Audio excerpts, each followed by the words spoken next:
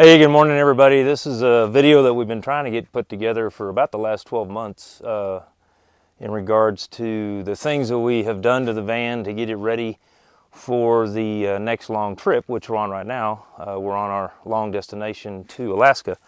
Most recently, we stopped at Adrenaline Vans in Montrose, Colorado. Saw our good friend Tim Hines, who does all the retrofitting work on these Sprinter vans and really all the travel vans that are on the market, especially the four-wheel drive models. One of the things we had to have done was right here, we were running the OEM struts and had been since we've had the van, and we kept blowing them out because we use this van the way it's supposed to be used, off-road. We find the boondocking spots way off in the forest and everything, and so I went ahead and had them upgraded to Bilstein struts, and that's what we're running now. And then, of course, we run the Agile off-road boots to try to keep the sand and dust from collecting in the top part of the strut, and then that's also helped to prevent it from blowing them. Of course, we've got the Fox shocks on the front and back because this does have the Agile off-road rip kit, which beefs up the suspension on these Sprinter vans, and we've been real pleased with that. It's had the rip kit since we got it. One of the other things we noticed on this particular conversion, they had that top bar mounted on the roof right here in front of that antenna. And that light bar was causing a lot of road noise. The way the airflow was coming over, it was just making a really terrible whistling sound in the cab at highway speeds. So we had that moved up to the roof rack, and then had that dyno line there on that roof portion there to help protect it, because the front of this van takes all the abuse when you're going off-road or down the highway. The other thing we did for this trip, of course, I switch everything over to a K&N filter. That way I can service it, and they take a lot more abuse than your typical paper filter. Also, I installed the ARB air compressor system. This is a 2017 chassis, 2018 Sportsmobile build.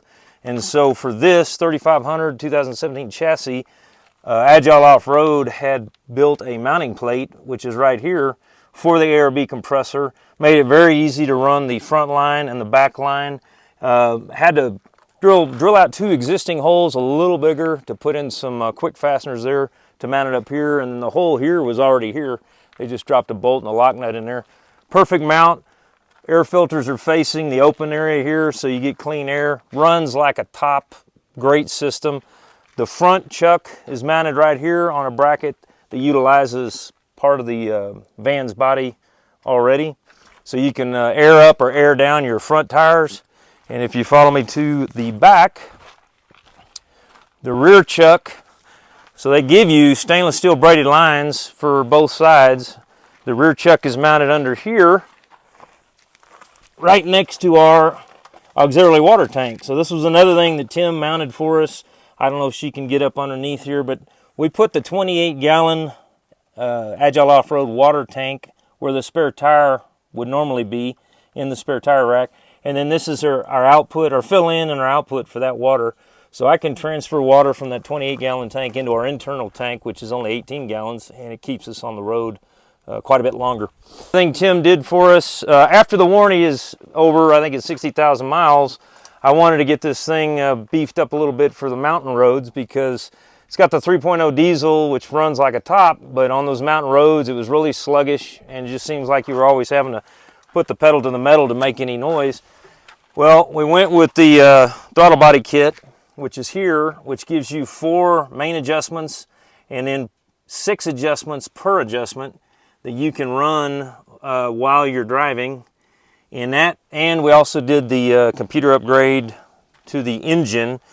In the old days, they used to put a chip on these diesel engines to make them, give you more horsepower, more torque, and that kind of thing. Well, now what they do is you buy a computer dyno tune, and that's what we did with Tim. And he hooked up his computer, and he did the upgrade to the engine system to give us that extra power. Increased power, increased torque. When you run this on the number 4 setting, we can be in the Rocky Mountains and we can accelerate up hills, no problem. Works great. Also increased gas mileage a little bit for us, which was great, because these 3500s don't get but about 13 miles to the gallon. Online with Agile, and I talked to those guys quite a bit, and they have a 3-page PDF laundry list of things you probably should pack with you on a Sprinter van, and I'm not going to go into detail on that. You can go to the Agile Off-Road link and download that PDF. Anyway, those guys spend a lot of time off-road, okay? And they know what tools you need specifically for a Sprinter van. So these 2 boxes are nothing but tools, okay? This box is nothing but basically spare parts, usable items like duct tape, Gorilla Tape, silicone, anything you might need if you're having to do maintenance on a vehicle out in the field, Loctite, that sort of thing. But some of the tools that are on that list, I didn't have. I had to purchase, obviously metric system, but they're bigger wrenches, and they tell you specific wrench sizes you need for different parts of this van that might fail while you're out on the road. Good laundry list. I recommend it. Definitely have that stuff.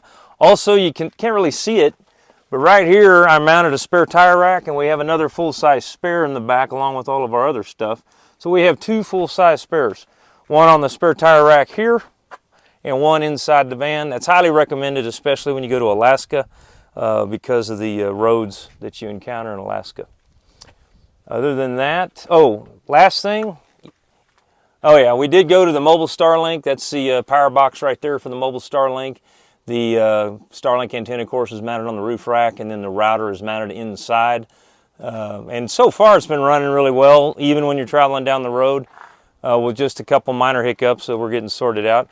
Here's the air hose that came with the ARB kit, so we can air up and air down the tires, which is going to be critical on those roads in Alaska. One other important thing when you're on these long road trips, especially when you get out into the rural part of the country, in here I have stored all Mercedes oils. I got enough oil for differentials. I've got Mercedes-Benz approved radiator coolant.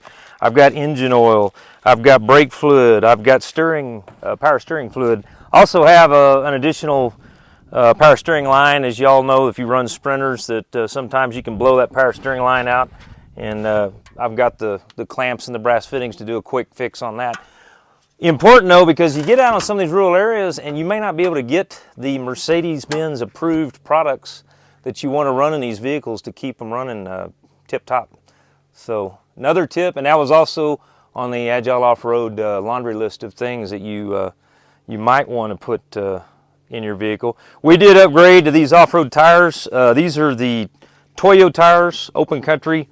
I know a lot of people run the K2s. The problem with the 3500 chassis and our original steel rims is I couldn't find a K2 size that was narrow enough that I wouldn't run into rubbing on these dualies. We're going to run these in Alaska. Where we're from in Texas, the oilfield guys run these Toyos up and down the pipeline roads and the rough roads, and they have really good luck with them. We're going to run these to Alaska and back.